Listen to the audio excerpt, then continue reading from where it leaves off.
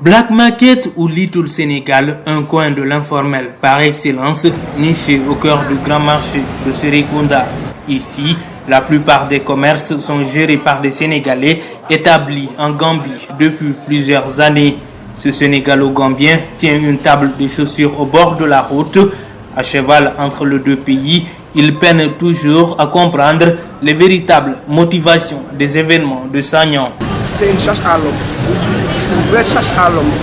Et ça, c'est honteux parmi les Gambiens, c'est honteux parmi les Sénégalais. Moi, ce que... Ça t'a surpris? Ça m'a surpris tellement. Parce que j'ai venu ici, on m'a dit que dans ce village, il y a quelque chose qui se passe là-bas. Dans mon village, je lui dis non. Tu habites là-bas?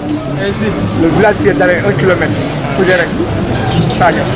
Moi, je lui dis non. Toi, comment tu qualifies la Sénégambie qu'on prône souvent, c'est-à-dire l'intégration de deux peuples? Les deux, c'est les États, mais pas les deux populations.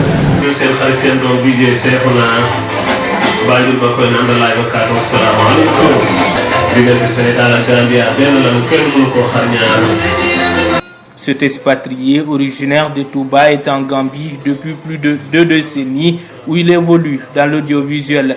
Il exhorte à éviter tout amalgame et invite à l'apaisement. Entre voisins, c'est normal qu'il y ait des tensions parfois. Mais entre Gambiens et Sénégalais, ce qui nous lie prime sur ce qui peut nous diviser. En tout cas, moi, je vis en harmonie avec les Gambiens. Le courant passe très bien entre nous. Nous sommes un même peuple. Vivement le retour au calme. Ma femme est gambienne et toute ma famille vit ici. Tout en condamnant les tragiques événements qui ont occasionné mort d'hommes et d'importants dégâts matériels, ce vendeur de maillots qui se dit se sentir comme chez lui en Gambie trouve la réaction des autochtones excessive. C'était un différend entre deux individus et non entre deux nationalités. C'est dommage qu'on fasse autant d'amalgame en s'en prenant aux Sénégalais ainsi qu'à leur bien. Les gens pouvaient laisser la justice faire son travail. C'est très regrettable toute cette histoire.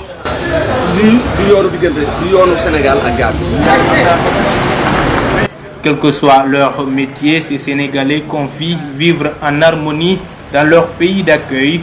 Mais ce vulcanisateur invite à aller plus loin en supprimant taxes et impôts imposés aux Sénégalais. À mon sens, on ne devait pas imposer aux Sénégalais une carte de séjour en Gambie. Notre pays ne l'a pas fait. Nous vivons dans un contexte mondial difficile et le droit de séjour est pour le moins superfétatoire. J'ai un ami qui a dû quitter la Gambie à cause de cette carte de séjour à renouveler chaque année. À noter qu'une importante délégation gouvernementale de la mission diplomatique sénégalaise est attendue ce lundi à Sagnan pour jouer les bons offices, soit une semaine après les événements malheureux.